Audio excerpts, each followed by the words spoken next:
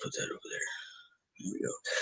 All right, what's going on YouTube? It's your boy Narco, 94K Malik back here again with another special podcast. My special guest, who I'll pass it over to right now. Let her introduce yourself. First time on the channel. Just tell everybody who you are, what you do, and we'll just go from there. Hi, so I'm Cassandra Lucia Jenner, aka known as Amy Crimson. I do professional wrestling on the Ontario Indies and during Battle Arts. So I'm basically trained by Yuki Azutakawa and Santino Marella, aka Anthony Corelli. I think Santino was I always butchered Toy's name though. So Santino was always one of my favorites as a kid, entertaining wise. Like I remember when he was doing the Glamorella stuff with Phoenix, yeah. going to a couple Raws when they were doing that stuff. It was unique. Like what got me is I always thought he had that accent. Like I thought that was real legit, like how he talked. And then I remember the first. I can't remember who told me, but somebody told me he wasn't from Italy. He's from Canada. And Yeah, then he's from I was like, Mississauga. and I was like, what? He's from Canada. And then I remember I seen an interview he did, and I was like, oh my gosh, what? Like it just because sometimes he did it so good you could never tell. Yeah. Like I never knew. So when we kind of talked about it off air, but what got you into wrestling at the first place? Like what sort of gravitated towards the business? So I was 8 years old when I started watching wrestling. And I don't know, I guess maybe the entertainment aspect of it, or maybe just like, I guess being able to be out of this world and be whoever you wanted to be. That's why I wanted to do wrestling. I started watching wrestling when I was like 8, and ever since then I was hooked. I believe it was CM Punk an MVP match on ECW. That Oh was my wow. first match I watched, but for some weird reason, it hooked me to it. And then after the Undertaker, like we were talking about offline, that like the Undertaker just intrigued me because it was just like a weird, eerie character. Yeah. So Yeah. that's and I got hooked ever since, to be honest. Somebody wants to know what are your thoughts on Santino's Cobra finisher. Amazing. Not even a better finisher. Who else Right. has Come on now. That's probably one of the best finishers of all time. That's how see people who watching this, if you because he's retired now, right? He doesn't wrestle anymore because of injuries and everything, I think, because of neck problems. And if you didn't get to watch Santino from the era that I grew up in, you really have to go back and watch him. Like his finisher is the Cobra. So if you you have to go back and watch his stuff, man. It was like it was crazy because he wasn't like a main eventer guy, but anything he did, he just made it funny. He made it work. You know what I'm saying? Like he was just incredibly like highly entertaining, man. He's like one of the I put him up there kind of like with R-Truth right now. Like as far as entertainment wise, like very entertaining. Like no matter what they do, it's just like it just seems like it works for them. You know what I mean? Which honestly, maybe whatever the character you see on TV is him in real life. Like really? Yeah, he's a very entertaining coach. And What's some of the best advice he's given you as far as like starting out wise? So the best advice he's given me is to always be ready no matter what. Like basically at our facility, we're well known and it's like a huge company, so like we're very close with the WWE.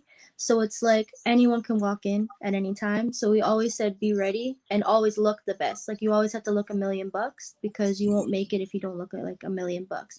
And he's always encouraged us to be our best, to have a great attitude. Overall great coach, to be honest. Have you met any like other big wrestlers? Like have any wrestlers that come backstage or like in the crowd or anything at your shows? So we actually had a lot of former WWE superstars, which we're eligible to. We had Kozlov. We had a long time ago. We had John Morrison. We had Evan Bourne, Rey Mysterio come MVP. We had but this was before my time. During my I was time, about to say. yeah. So in my time, because I've been training there for 2 years, we have the Miz and other superstars come in sometimes to train. We had Shad Gaspar come to our Battle Arts Pro show in February before he died. We also had JPG. I also Doing had something right now, Mom. Go ahead. we also had Damian Sandel, aka Aaron Stevens, come to help us train.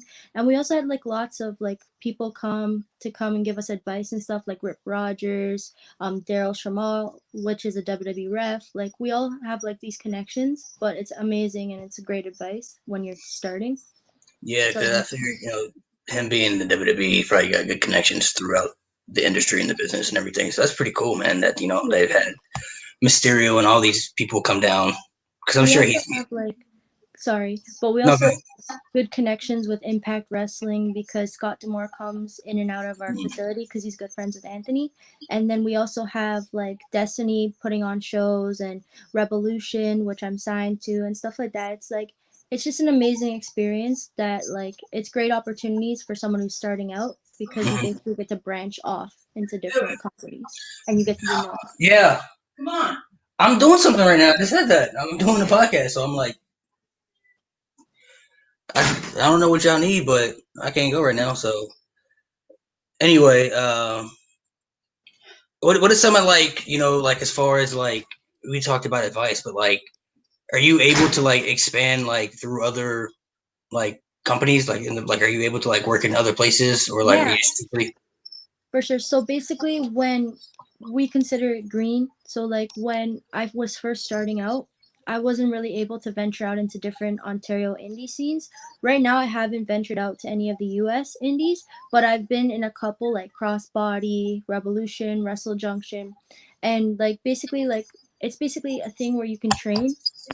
It's better to be training more than to just hit the indies, but you should hit the indies and try to get big but also train as well. So that's what I've been doing until COVID.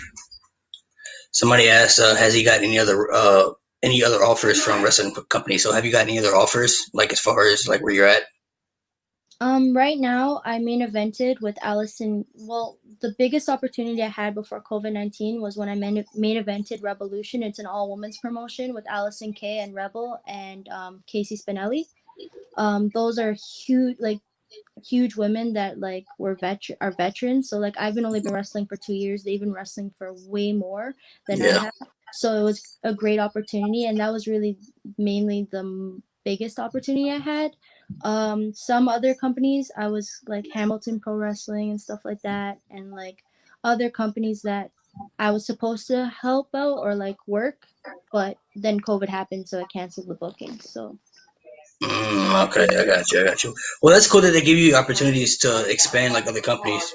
Like they let you expand and go out and get your name out there for other wrestling promotions. That's cool. yeah, the goal is to basically like train as much as possible and then try to make your own name for yourself. So I basically asked my coach if it's okay to venture out and start doing indies, and then he gives me the green light to go and start making a name for myself, basically. Is there any? Is there? I know you because you talked about before. We talked about it before, like in the message on Instagram, so that you want to come to the indies in the U.S. Is there like Yeah. certain promotions that you've talked to in the U.S. yet, or like something that you got your eye on? No, currently not, but like I wanted to like get known by reality pro wrestling, like Booker T school. I wanted to learn from Yeah, them. it's pretty big. I wanted to learn from Seth Rollins wrestling school. I also wanted to go to OVW, which is huge with Al Snow. Hmm. Um, right now, currently I don't have anyone venturing out to me, but my goal is to go out and try and get booked in the indies on the US so I can basically make a bigger platform for myself. Is OVW still based in Louisville, or did they move it because Al Snow has it now? I'm not too sure, but I know that my coach used to train in OVW. So all I know Yeah, is I heard good things. because I mean, back when we were growing up, like when Cena and all those guys were there, it was Yeah, back in Louisville and everything. So I don't know because Jim Cornette doesn't have it anymore. Excuse me, yeah. you said it was Al Snow, so I wonder if it's still based in Louisville. I doubt it though. But somebody in the group chat says, what is your finisher? So what is your finishing move? So my finisher is a submission move. So it's basically a chokehold where I basically catch them, and well, I'll just plug my Instagram. It's Amy Crimson XOXO, and I probably have the finisher posted on my Instagram. But it's basically like a chokehold, like a submission hold, where So I like, basically catch them at any time. And mm. it's like a back submission hold where you're choking. It's like a back choke. So growing up as a kid, you talked about how offline how your favorite of all time is Eddie Guerrero. Yeah. Just touch on some of the superstars that maybe inspired you as a kid. Like I remember, like I told you offline, my favorite wrestler of all time is John Cena, right? So like when you're like it's obviously when you're a kid and you're an adult, you watch wrestling different because when you're a kid, you don't really pay attention to storylines and all that stuff, right?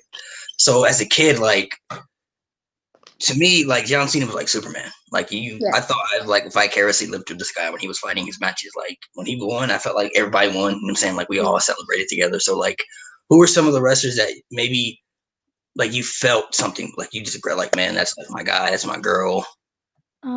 For I'm just gonna like say the guys first and then the girls because like there's so many. Right. For the guys wise, like Edge, like when he was a heel, like he was the best heel ever. Like his Yeah. storyline when I grew up with the storyline with Vicky Guerrero, like I hated that storyline so much The because worst. it's What did the worst? Oh my gosh. but his character, like his heel persona was so good. And then another person is Chris Jericho that I look up to, a fellow Canadian as well. Like He's one of the greats. he could change his character like with like whatever the times was. Like he went from like this energetic guy to Y2J to like this guy in a suit, which was so cool at the time because it wasn't like you could never see. Like I would never imagine Chris Jericho in a suit. So it's Yeah, so it was crazy because like through that time, like '08, he took away the countdown clock and he took away everything about Jericho that just made you hate him. I was like, I hate yeah. this guy so much now. So Jericho was amazing. You know, he's But it one. He's made still me love today. him at the same time. So And you got Jericho, Edge, and then who else? so Eddie Guerrero when I first started. So I started liking Eddie Guerrero a lot right when I started watching wrestling. Like so I started watching his matches and I heard so much about him because when I was a kid I didn't know, right? Cuz like I wasn't watching it at the time in 2005 when he died sadly. But when I Okay. started getting back into wrestling like 2 years ago when I was like heavy onto wrestling, I started watching Eddie Guerrero matches, Chris Benoit matches, and I'm like, these guys are freaking good. Like their character work's good, their wrestling is good, like they're freaking amazing and like I want to be like them. So like their technical wrestling ability is what hooked me on them and that's why they're like one of my favorites to go to for the guys. Nothing. Like even his character, like the lie, cheating, and stealing, and just his charisma. Same with like Chris Benoit.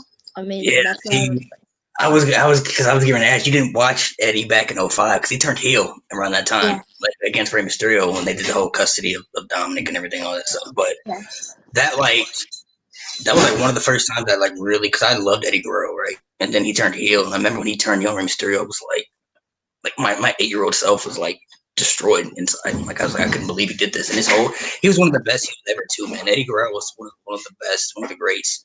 I really it was really sad when he passed away because I actually didn't know he had yeah, passed away until I watched SmackDown because I didn't watch Raw that episode, so I didn't know yeah, until that Thursday, and I had no idea. So I remember when yeah, that whole situation went down, I was like, oh my gosh, like this is terrible. Like this whole yeah. concept is so bad. But what about some of the women? Are there some of the women's? I mean, I know women's wrestling was a little different back in those days, but were there some of the women that maybe inspired you back in that time? Even Um, maybe even like in the recent years. a lot of women have actually inspired me. Like back then, like it was like Lita and Trish Stratus because they were the first women to main event Monday Night Raw, and that was uncommon back then. Like the women weren't even on the spectrum back then, so it's like they encouraged me, like just like their character work because like they were like the hottest like girls going like back then when I look Mm-hmm. back at it, and then now currently like you have AJ Lee that inspired me because like I'm small and she was small, so she was able to like basically do all these cool moves that we never seen before. Paige as well was like growing up was one of my inspirations as well. Like I liked her character. She was an anti diva. Like everyone was like basically like, oh, like pink and like flowery and butterflies and like basically girly, and like Paige wasn't. She was like her own person, which inspired me because like I'm like I want to be like her. And now going is like Becky Lynch, Charlotte, and like even Carmella, like her attitude, like I look to them as like inspiration and seeing. So like a lot of the girls are like amazing inspirations for me today to who I am today, to what I look up to. It's so amazing to see how far women's wrestling has come. Because I come from the era, we come from the era of like when women's wrestling was like basically like sex appeal, like bra and panty matches and paddle on a pole match. Like this, like I've gone back and seen some of these clips, and I'm like, this is like it's crazy that this was an actual thing, and it wasn't even looked at as like Bad. these bad or these women deserve. It was kind of just like it is what it is back then. Like it is kind of how they're used, right? And Now nowadays, imagine. an 8-year-old girl telling their parents, "Oh, I want to do that when I grow up." Like the thing is that like they were sexualized, so like it was a very hard time for like Yeah. women to be like, "Oh, I want to do that," because then they're like, "Okay, so you're just going to be sexualized. You're not Right. going to be you're not going to be a wrestler." They literally just been called like wrestlers now. Like I think like 2015 is when they dropped The divas. Divas. Yeah. It's But great. Like it's come so far. Like you've had women main event WrestleMania, which if you'd have told me that 10 years ago, there was no way impossible that anybody would believe that. Women main event WrestleMania. yeah. Women have had their own pay per view. They have Money in the Bank now. We're Rumble, Elimination Chamber, like Hell in a Cell. Like they're doing all these incredible things, man. It's like, and it always makes me wonder, like, because I feel like there's a lot of wrestlers back in those days from the women's era that you never got to see their full potential. You know what I mean? Because they were held back a lot because they were told they can't do certain things. Like, oh, Yeah. you gotta do this. Oh, you can't do this. But it's like it makes you wonder how I wonder how many women's wrestlers back in the day were actually better than the men because there's a lot of females today. Like Like I put Charlotte, Sasha Banks, any of those four horsewomen up there with any of those men.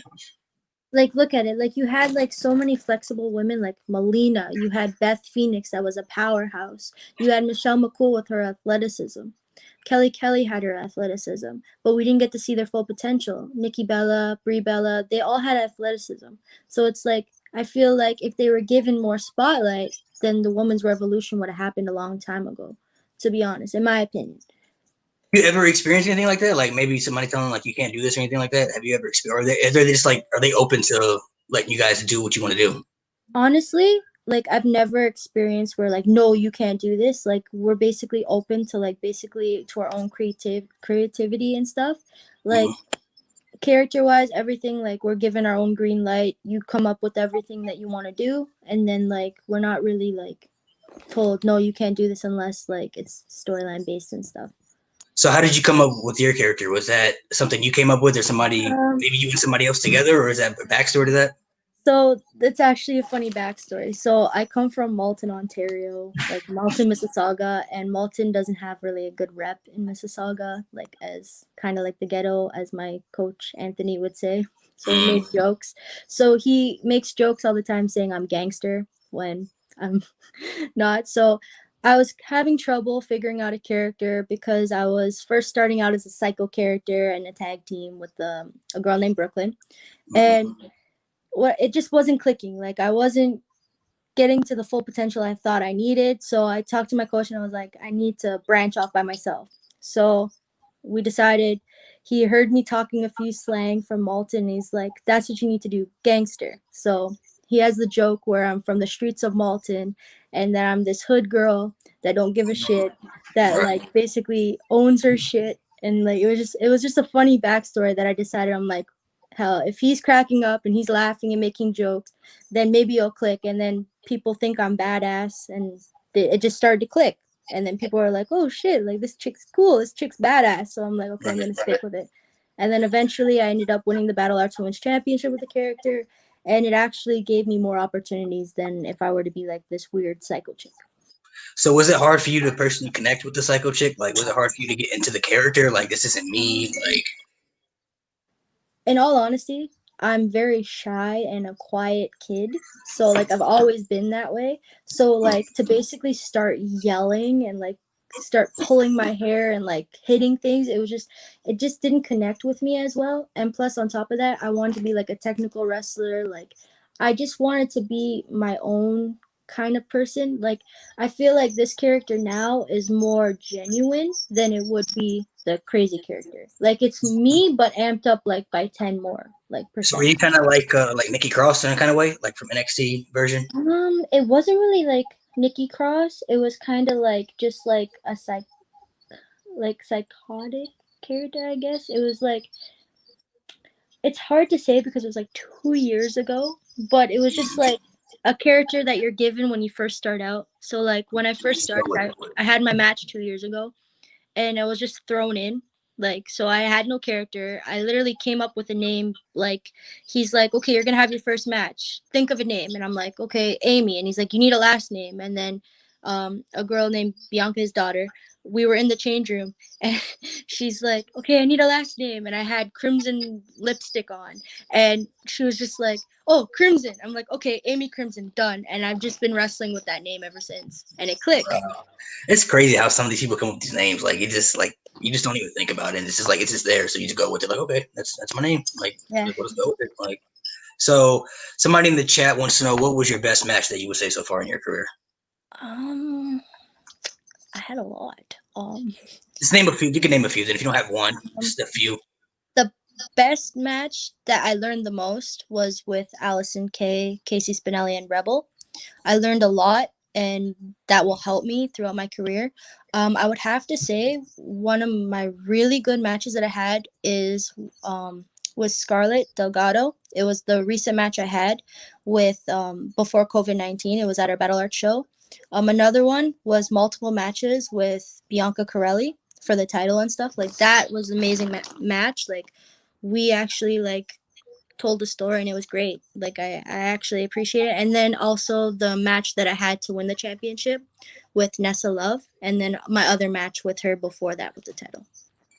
What is this? Is there a certain match that you really want to get into, like a ladder match or a cage, or whether any type of match that you were a fan of as a kid, or maybe now that you're like, I want to do that match? Because it's like I heard an interview with Jeff Hardy before he did the Hell in a Cell. Like, for some reason, his dream match was Hell in a Cell. I'm like, are you crazy? Like, you want to get in the Hell in a Cell? Like, honestly, my favorite match, like, in Battle Arts we have this Battle Rumble, and when I first started, like, it was like a couple months in, and I started in the Battle Rumble. So I made a surprise entrance as the only girl in the Battle Rumble. So, and I got I got the shit slapped out of me. right. But honestly, the number one match I would actually really want to be involved in is like a Royal Rumble, because that's a classic. Like, it's entertaining, it's fun. Like, I just Those are always exciting. That's my favorite pay-per-view of the year. So, I mean, I always look forward to the Royal Rumble because it's just, even if sometimes if you know what's gonna, because sometimes you just know who's gonna win. But even if you know who's gonna win, it's just the fact it's the Royal Rumble, man. It's just like, come on, it's like, just the nostalgia purposes in it. Like, when Edge came back this year, like, no one thought he was gonna come back. The following year, when Rey Mysterio came back, no one thought. So it's like, I just like the pops and like the surprise elements of it that makes it more entertaining for me as like a fan and as a wrestler. Like, because even if I'm a wrestler, I still like pop and like cheer whenever I see something that I didn't expect to happen. So eventually, it sounds like your main goal is to end up in the WWE one day. Like, that's where you want to be. Like, do you want to? Would you like to start off in NXT? So, like, just go from NXT and build your way up. Honestly, my goals, like, I have like a set plan. So like, basically, like, work some of the big companies in Ontario first. So like Impact Wrestling, like possibly AEW, Ring of Honor, work my way up, and then like possibly get signed to AEW or like New Japan Pro Wrestling, and then get on WWE's radar, and then possibly get signed to the WWE, work NXT, possibly get big in NXT, go to the main roster, win the women's championship. You want to like establish a name for yourself before you head up there. Like, you want to have a name, because that's probably always the best way to go, right? Because like when you get there, it's like you already have a name, so it can help you be used more. You know what I'm saying? Like when they signed Shinsuke Nakamura, like, if you're a hardcore wrestling fan, you know who that is. So when he comes, you just know that he's going to be used somehow because he was one of their biggest stars in New Japan. So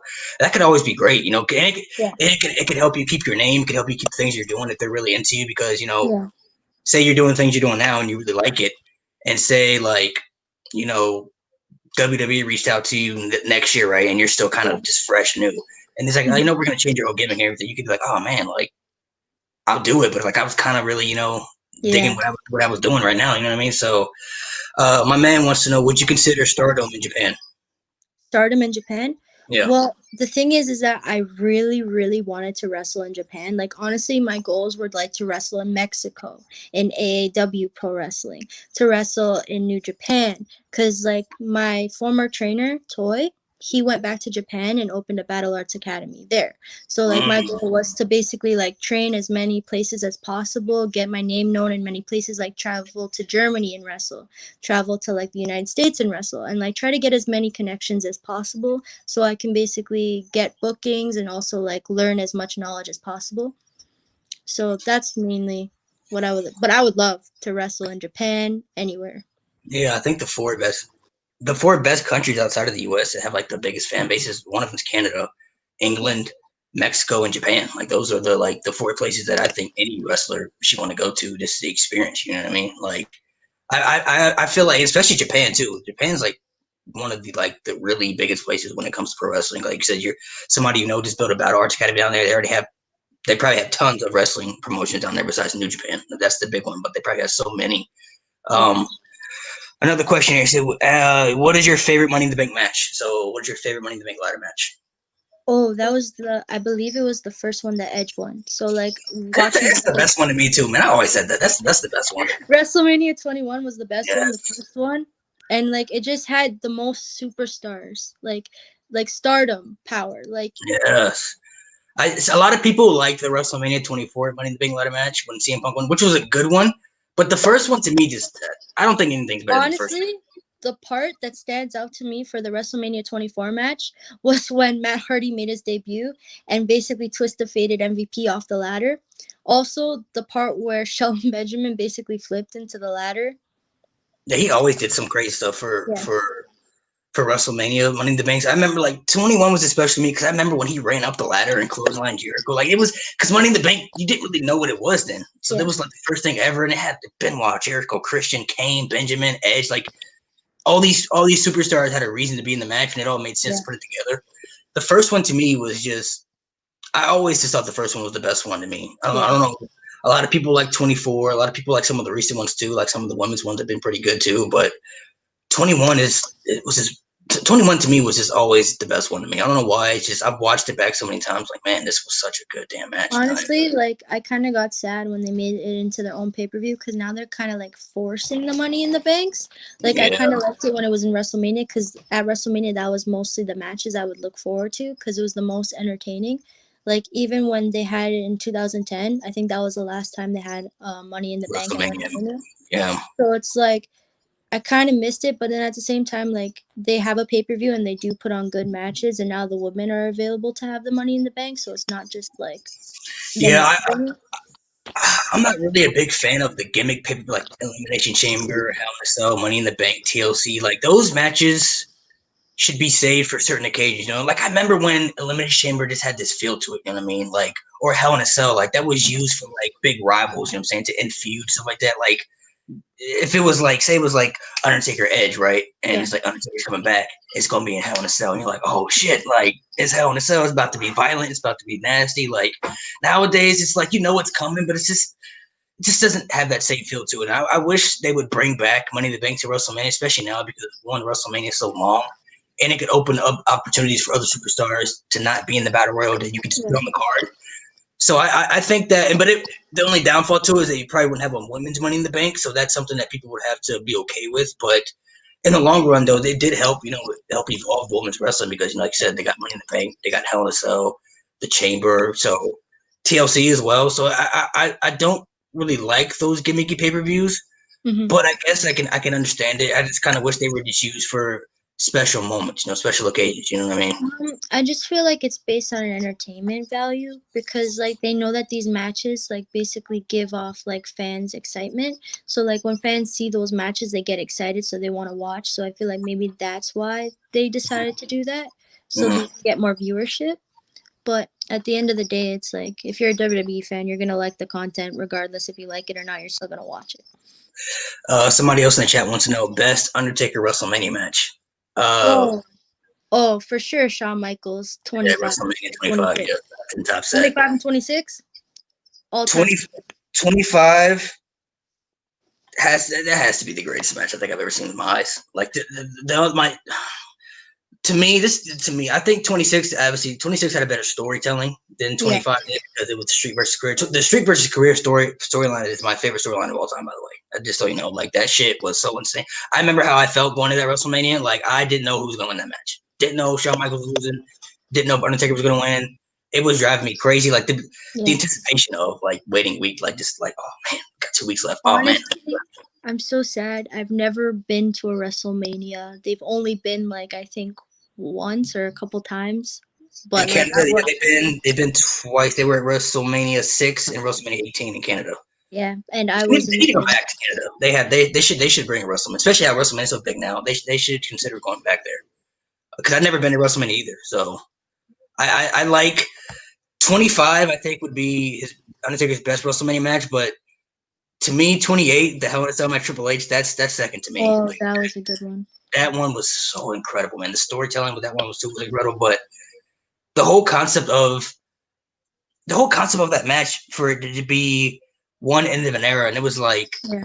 I just remember the vision of these three standing on the ramp, like holding like arm like locked, and I'm just like, bro, like this is my era, like this is crazy, like this because you knew they were getting old at that point, so it's Yeah. like, man, like this could be it right here, you know what I mean? So let's see some of the comments in this year. My favorite is Undertaker, Randy Orton, WrestleMania 21, Batista, and Undertaker, Wrestlemania 23. Those were also good matches too, as well. I think the streak. So how did you feel when the streak ended? When Brock ended the streak, were you Oh like, man, I was heartbroken. I was actually with my uncle and my brother watching it, and me and my brother were like, "No!" Like I had a McFlurry. I don't know if you have McFlurries yeah, in we had D. McFlurry, yeah. So I had a McFlurry, and me and my brother just dropped it, and we're like, "It's done. That's it." And we were like so hurt. Like I felt like I was heartbroken. How do you feel about it now, though? Like, are you like okay with it, or does it still bother you? Because to me, Um, I'm still like 50-50 with it, bro. Like, I have mixed emotions, but like I understand the concept of Brock being the guy to do it because it's Brock Lesnar, but at the same time, I'm just like, bro, like the streak was just like the streak, man. in my opinion, like I feel like they should have just waited for when he faced Roman Reigns Mm. because Roman Reigns needed to be established at that point. Like he needed to like basically venture off and be like he's the big dog because now he's doing things and everything and he's like The Rock's cousin and he's already established. But I feel like it would make him more like bigger and like more of a threat if he was able to be the first person to beat the Undertaker because it doesn't make sense for him to lose twice. You know what I mean? Right, yeah. It just didn't sit right. It just Sit right felt at the time, yeah. Well, one, I kind of think everybody kind of knew what the outcome of the Roman match was going to be at that point, and two, but if he beat the streak at that time, I do not think fans would have been too happy with that. This is at the time. What was this? 2017 when he beat Roman. yeah. When Roman beat him. This is at the time when he was still getting like you remember like the Raw after WrestleMania, like when he got that reaction, everything. Like fans were not liking Roman Reigns; they were with him. But it would only work though. I feel like if he was going to end the streak, he would have to be like how he is now, like how he is now with Paul Heyman and everything. Like this is the Roman Reigns everybody's been waiting for years. Well, honestly, in my opinion, like in the fans' point of view, like the fans, like they change their mind on people who they love and who they like. Like, Yeah, fans are very hypocritical nowadays. It's so crazy. it's like, remember the time when they really wanted Kofi Kingston to be the WWE champion, and then all of a sudden they basically started booing him because they were bored, or they really wanted Braun Strowman to be the champion, and then they started booing him. So it's like, if WWE really gave the fans what they really wanted, then like they wouldn't be making as much money because the fans change here and there, here and there. So it's That's the like, thing too. Fans are very fans are very hypocritical nowadays. Like, and maybe we didn't grow up in the social media era, so social media wasn't around, so you can see everybody's opinion. But it just didn't feel like wrestling didn't feel like everybody was always complaining about it nowadays. You know what I mean? yeah. And granted, storylines, and everything were a lot better back then than they are now. But it just seems like everybody is always upset with anything WWE does, and I always like the retribution stuff right now, right? Like Yeah. everybody was upset how they debuted you last night with the mask and the names and everything. Yeah. But I feel like if that was like an NXT thing or an AEW thing, people would be like, "Oh, that's great." You know what I'm saying? Like that's good stuff. You know what I mean? So it's like it's a double standard. You know what I mean? With WWE now, and it's kind of they kind of maybe put themselves in a hole because the creative has been pretty poor a lot of these last couple of years. But it's just like I'm the one who like I don't judge things right off the bat. Like, I let it play. Let me see how it's going. Like the retribution stuff, okay. You know, I didn't really like the name that they gave him, like Slapjack, and then the other names they gave him. I was like, okay, that's stupid. But like, you know what? Let's see where it's at. You know, in a couple months, let's see where this plans out because you know, I like how they're doing it right now. There's like 15 people in this group. They're kind of mysterious right now too. So I'm like, okay, let's see where it plans out right now. But everybody always jumps to conclusions like right away, like, oh, this is gonna be bad. And then when it's good, then it's like they don't admit they're wrong. You know what I'm saying?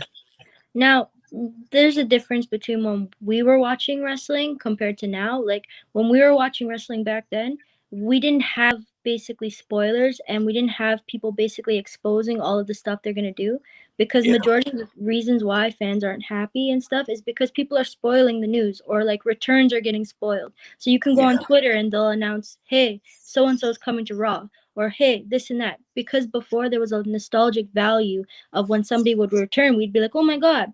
The thing is that right now nobody's going to be happy with the product because there's other like big organizations that are in competition with them, right? So they have AEW, they have WWE.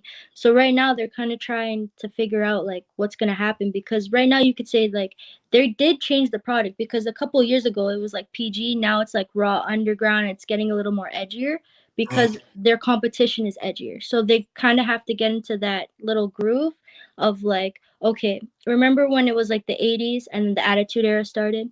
Yeah.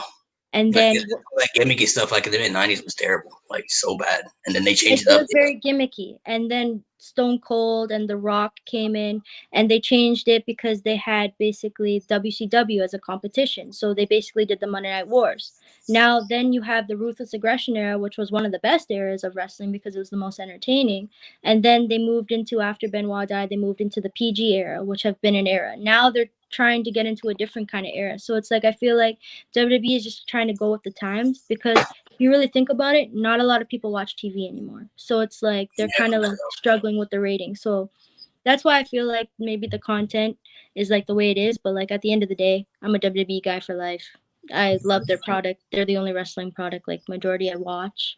So Yeah, I mean, I like anything. So I mean, I watch New Japan, I watch AEW, TNA. You know, even it's called Impact Wrestling now, but I still call it TNA because that's what it was when yeah. I was a kid.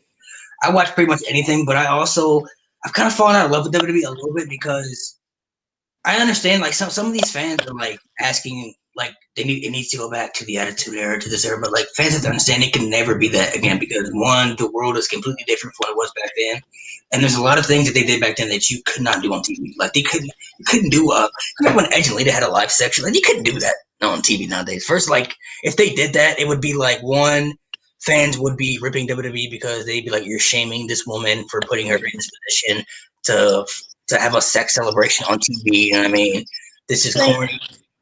like you were saying, like in Raw Underground, I remember like the first, I think, episode of Raw Underground, there was like women dancing in the background, and they were the first one to be like, oh, how come WWE is so like this?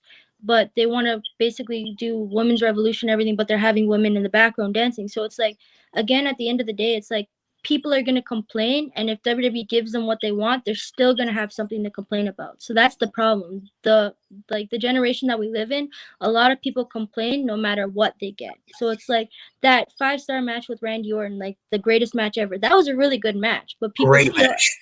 people still ended up complaining about it because there was something with like the cinematic view of it, or they felt It's like too it long. You know was. what I'm saying? It's too long. Like come on, man. Like Honestly, no matter what WWE is gonna do, people are gonna complain because they're on a high spectrum. So it's like people, literally, it doesn't matter. You can have the best show, the best lighting, pyro. People are even complaining when there wasn't pyro. It's like, regardless of what's gonna happen, they're still gonna complain. So at this point, WWE is just thinking about what's gonna come next. You know what I mean? yeah, I agree with you. There's a lot of, I guess, like iffy backstage politics that WWE does, because you hear stories, but you can't always believe everything you read on the internet. You know what I mean? Yeah. It's like, oh, Vince McMahon did this and that, but I'm like, do we know if that's true or not? Like, you can't just like if he did do it, it's bad, but if you can't really just say he did it because we don't know. It's just internet rumors. So there's been so many things on the internet that people have read that thought were true, and it comes out not true, and they're like, oh, sorry, and then they're like, not true. You know what I mean? So it's like I think for some people, like I said, people feel like they have to put their opinions out there on social media nowadays for attention and for other reasons. But like anything WWE does, it's never good enough anymore. You know what I mean? Whether Yeah. it be good or bad. And if it's bad, okay, you have the right to complain about if it's bad. But if it's good, like just enjoy it. Like, enjoy the product. Like people are saying like the product's horrible, but the matches are good. Like, what do you watch wrestling for? Like the storylines, or do you watch it for the product, the wrestling? Like the wrestling guy, like if you look at the roster today for WWE, they have the most amazing roster. Like in UK NXT, they have the best roster in NXT, and they have the best roster in the main roster. sometimes they might not use certain wrestlers, but like at the end of the day, like they have an amazing roster right now, and I think that's Yeah. the best roster they've had in a long time. Especially with like NXT and everything, they have so much great talent down there and up on Raw and SmackDown. You know what I mean? I think some people were. Here's the thing with having so much talent. Some people are upset because like I said, they want the superstar, but it's like, bro, like not every superstar can be lifted up to that. So like, if they lift up this superstar, you're gonna want this other superstar, and they're gonna give you this other superstar, and then you're gonna want that superstar. You know what I mean? So it's like not everybody can See, be in that position. that's why they decided to do the brand split so that more superstars could be utilized, like Bray Wyatt, the Usos, and like even more women's wrestlers. So that's why I actually like the brand split. So it's not just like everyone on one show. Mm-hmm. The thing is that it got tired, it got old, and fans complained about it. So that's why they're like, basically, that's why WWE's in like an in and if like they try something new, people are going to complain about it. If they don't try anything new, they're going to complain about it. So that's why they're just like trying to figure out what's next. Yeah, I'm a fan of the brand split mainly because that's how it was when I grew up. You know what I mean? Like Raw and SmackDown were two separate brands. The one thing I wish they would do is limit the drafts to not every year, but limit the drafts maybe a couple years out. That way the brands can stay together, and then when the draft comes, it's fresh and it's new. That way you like excited like, oh, it's been 3 years since we had a draft. You know what I mean? And I really wish they would let these shows compete against each other because I've seen a lot of podcasts and I've seen a lot of stories, about with like Bruce Pritchard's podcast and everything about how Vince always looked at SmackDown as the B show, but it was better than Raw to me. Like they always had the better superstars and the better stuff. And it doesn't really matter what show's better. Like they're both your shows. You're gonna make money off both shows either way. Let these shows have different writers and compete against each other. You know what I mean? Because the difference between Raw and SmackDown from those days, I always thought that Raw was always more of like storytelling. SmackDown had the better wrestlers. You know what I mean? Because SmackDown they had Eddie Guerrero, you had Benoit, you had Kurt Angle, you had Booker T, John Cena before John Cena went to Raw, Rey Mysterio, all these guys who were like legit edge, like legit in-ring wrestlers. Let's go in here. We're gonna wrestle and everything. Raw always seemed like it was more leaning towards the storytelling. You know what I mean? So it kind of gave both options for two people. Like, hey, if you're into the storytelling wise, you can watch Raw. If you're in for the in-ring persona, you can watch SmackDown. That's what SmackDown's for, right? I wish they would kind of let that feel more. You know what I mean? Let the two brands kind of be itself. Let the stories, and I wish they would kind of expand the stories, let a little more too, because some of these fans, I don't. I think what hurts wrestling nowadays is that the longevity of storytelling isn't as long as it used to be, and some of these fans don't have the patience for longevity storylines. They say they do, but they really don't. You know what I mean? Like they'll ask for longer stories, or they'll ask for more edgier content. But fans were all upset about the whole Jeff Hardy storyline when he was doing the whole alcohol thing. I was like, bro, they did that back in 2009 with CM Punk. I don't know why y'all so upset with this now because they did that 11 years ago, and everybody loved that when they did it back then. So what's the difference now between it is now? Because we all know Jeff Hardy's an addict. He has a problem, but did you ever think that maybe what if that was Jeff Hardy's idea? What if that he pitched that idea? What if he? I mean, obviously he agreed to it, so he had to be okay with it somehow, right? But what if he pitched that idea? What if he came up with that? What if he wanted to get a message out there like, hey, different now, or hey, you can change. Just people don't look between the lines sometimes with these stories. And people always say they want longevity of storylines, but people are already like I've seen. There was rumors out there that next year at WrestleMania that Edge and Orton are supposed to have an I Quit match, right? Which we don't know if it's true, but that's the rumors, right? And people were like, man, why are they having another match? You know what I'm saying? Like they've already had a match at WrestleMania. I was like, bro, see, this is what I'm saying. Y'all asked for these longevities. They're trying to give you a longevity storyline right there, which is already good storytelling. They've had a good last man standing match at WrestleMania. They had a great match at Backlash before Edge got injured, right? You ask for these longevity storylines, but when they give you a longevity of this, you're like, oh man, like they don't need to have another match. You know what I'm saying? Why are they having another match, bro? You know what I'm saying?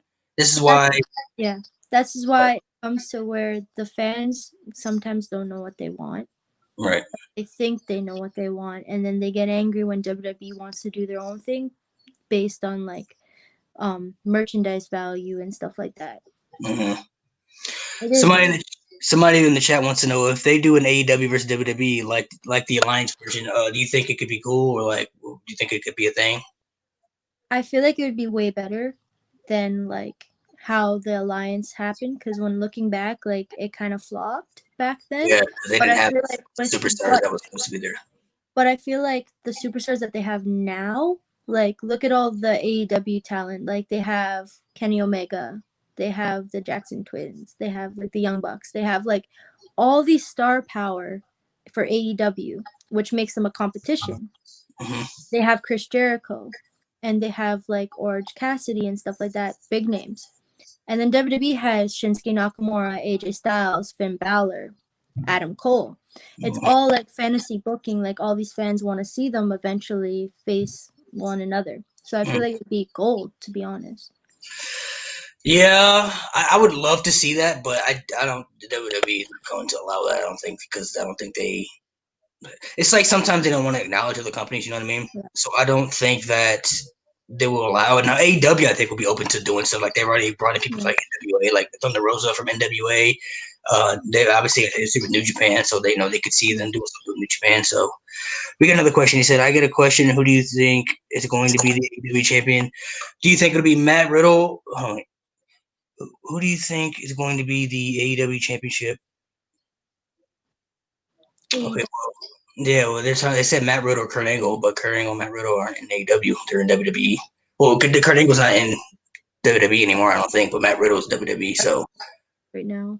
yeah, if you mean like, what do you mean? You mean like, do you want them to go to AEW, or do you think do you want? Are you talking about like as far as Matt Riddle, like on the main roster, like what championship he should go after? I'd like to see him go after the IC title right now. I think Yeah. he could be I cool. think yeah, I think so too. I think he can go for like either the United States or the IC and then work his way up. Oh, he said, do you think Matt Riddle should be like Kurt Angle? So like the next version of Kurt Angle. I think no one should be the next version. I think he should like be his own character because like right now, bro is over, right? So it's like everyone's like saying bro, bro, bro. So it's like Yeah, he's nothing like Kurt Angle as far as character wise. Completely different. nothing because Kurt Angle was like down for business. He'd kick your ass if he has to, and he'll be entertaining if he had to. Matt Riddle, he just has a lot of charisma and his character's there. And like, yes, they have the same, but he's MMA based. Kurt Angle is Olympic wrestling based. So I Yeah. feel like he could be his own character and like The Kurt one Angle. the one person I thought could have been potential to be like kind of like Kurt Angle was Chad Gable. He had the perfect background for it. Chad Gable. Everybody was on Jason Jordan. Jason Jordan was great too, but Chad Gable to me was like he had the Olympic background, similar Yeah. style wrestling, same attire. Like Chad Gable had the potential to be something like that. You know what I mean? Mm-hmm. So I mean they don't really do anything with him now, but that was somebody that I when they were American Alpha, like you could kind of see like oh he kind of looks It he got was a little kind of like Shelton Benjamin and Charlie Haas. Charlie Haas. It was Yeah. kind of like that when it was like the team angle kind of thing. Yeah, they were a great tag team. I really miss. I like how they're doing the Hurt Business though right now with Shelton and Cedric and MVP. MVP, I gotta give credit. He's revived Bobby Lashley to me and Yeah. these other superstars. I really hope they put Apollo Crews in there too and had him part of that group because I like him. I always thought he had more potential than how they were using him. And if they put him in the Hurt Business, it could help expand his character into something different. I mean, he's been babyface since he's been in WWE, so why not expand him? Somebody else wants to know. Do you think Otis should cash in for the Universal Championship? I think they're gonna wait for fans. I heard that rumors are gonna wait until fans come. Right now, I don't think it would make sense if he were to cash in right now because he's not in any kind of huge storyline. Like, I just find it would be kind of weird just to just throw him in there just to cash it in. I just feel like they're waiting for the right moment. I've also seen things though that he could lose the Money in the Bank because they traded Mandy Rose to Raw, and Yeah, he's doing this thing with the Miz right now. yeah, I also heard things that he could lose the Money in the Bank, so now it makes me wonder: do they regret putting it on him in the first place because he was hot back then, but then they stopped using him. So yeah. now it makes me wonder. It's kind of like the Mr. Kennedy thing, when Mr. Kennedy was Money in the Bank and he lost at the Edge. Now he has Money in the Bank, then he cashed in on Undertaker. You know what I mean? So Yeah. it makes me wonder if they regret putting it on him because it was. I liked when he won, but it was kind of iffy though to me. It was kind of like, oh, that was something different. It was It was different, but something I didn't expect. To be yeah, it honest, was I thought different. somebody else was gonna win. Yeah, I thought I can't remember who was on that match. It was Mysterio, Otis, Baron Corbin was in there, I believe. I thought Baron Corbin was gonna win it. To be honest, in my opinion, I thought he was going to be win it because I thought they were pushing him harder I than thought it was Otis. gonna be AJ Styles. That's what I thought it was gonna be AJ Styles. I was like, oh, it's probably gonna be AJ. You know, AJ's probably gonna get it and cash in. But then it was Otis. I'm like, wow, Otis. That's it was different. You know what I'm saying? It was different, but I don't know how I really felt about it. You know what I mean? Because I never really. When he won, I was happy for him, but I had to picture myself. Could I see him as the Universal Champion? You know what I mean? It was kind of just hard to see it like that. Somebody else in the chat wants to know: do you think they botched John Morrison's return? So do you like his return, or do you think they could have done something different with it? I think they're not done with it. I think they're gonna do a longevity storyline with it, where either the Miz is gonna turn on him or he's gonna turn on the Miz, and they're gonna have like a storyline. I think. Yeah. Honestly, you can't really depend on the return because at the end of the day, at that point, there was no fans. I don't think.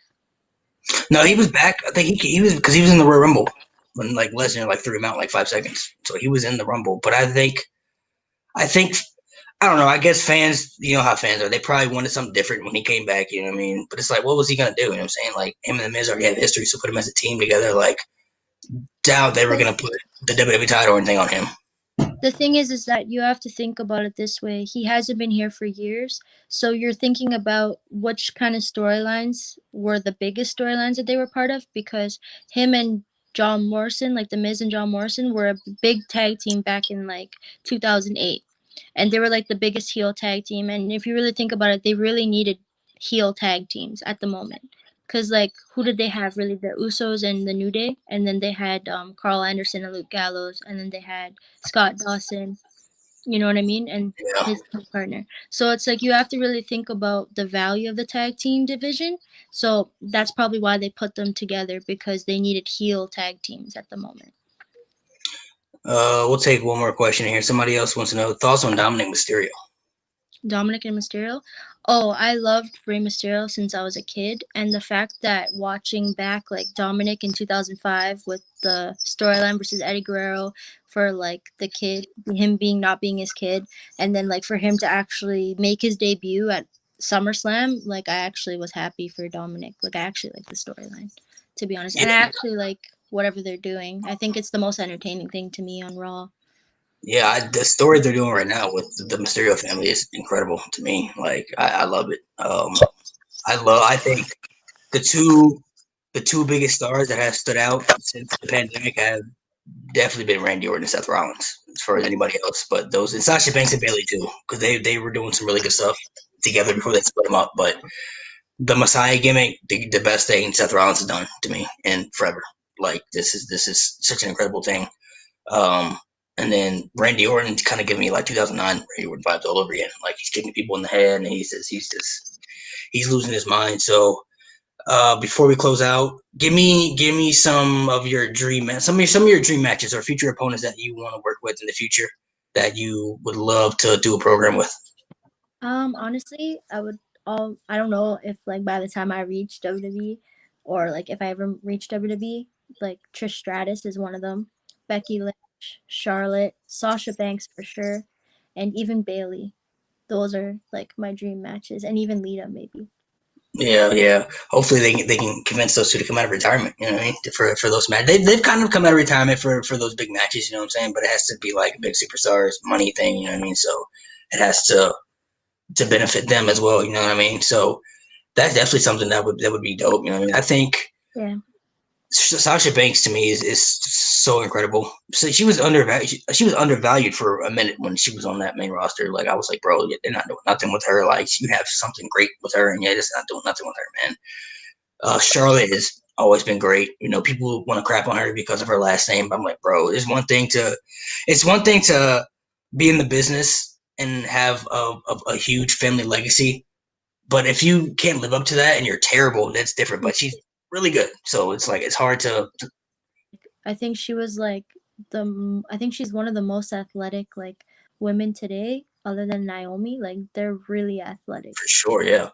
And then Bailey has revived herself to me as well as far as her character. Like her babyface character in NXT was great. I loved her baby. Like she was like the three, like to me, like the three biggest baby faces in NXT that like were the ultimate baby face that you couldn't hate were Sami Zayn, Johnny Gargano, and Bailey. Like those were the three. Like you can't hate them. Like I'm saying, like when they were baby faces, like you just rooted for them. They lost, and when you lost, you felt bad for them. Like, oh man, like they lost. Like you wanted them to win.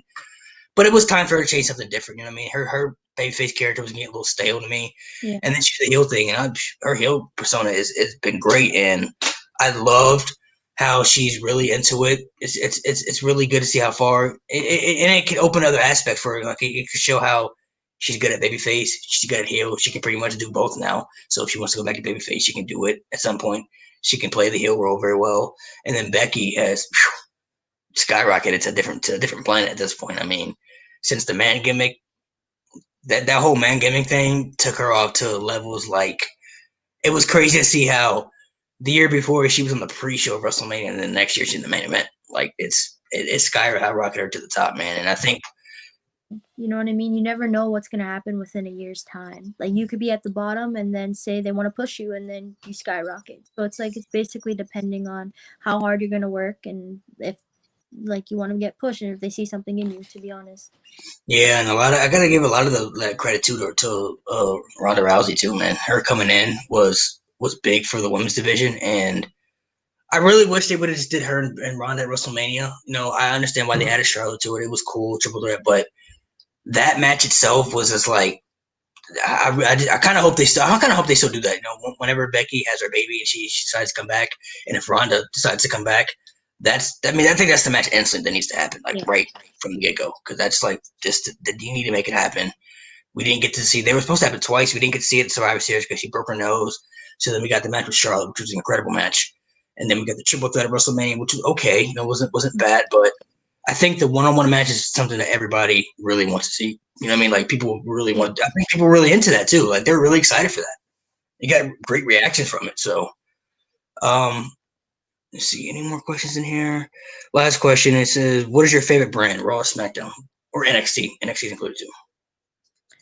I would say I'm more of a Raw guy because like I mostly watch Raw. I kind of check in on SmackDown, but I'm mostly checking on the Raw highlights and stuff when I'm busy. So I would say Raw. Yeah, Raw, SmackDown, NXT, all great stuff. Make sure you guys go check out the product. I appreciate you for taking the time out of your day to do this interview. I'll let you plug in your social medias, tell everybody where they can follow you, and maybe because when COVID's over, if you have an idea of some upcoming things that you got planned or would like to do, you can plug that into. Yeah. So all my social media is all the same. It's Amy Crimson XOXO. And if you guys want to check it out in Mississauga, Ontario, the next time when COVID's all over, I'll be in Battle Arts Pro or Battle Arts Academy Rising Stars at 4880 Tompkin Road. So make sure you guys go check it out. Stay tuned for her stuff. Also got some other stuff coming from my channel as far as surprises for this week that I can't reveal yet. And then another draft. You know, I've been doing a bunch of drafts on my channel, so we got another draft coming up soon. Once we can figure out scheduling for everybody, we'll make it work. So make sure you guys stay tuned for that. Go show her some love, subscribe. Thank you so much. We appreciate you for taking the time out of your day. Bye.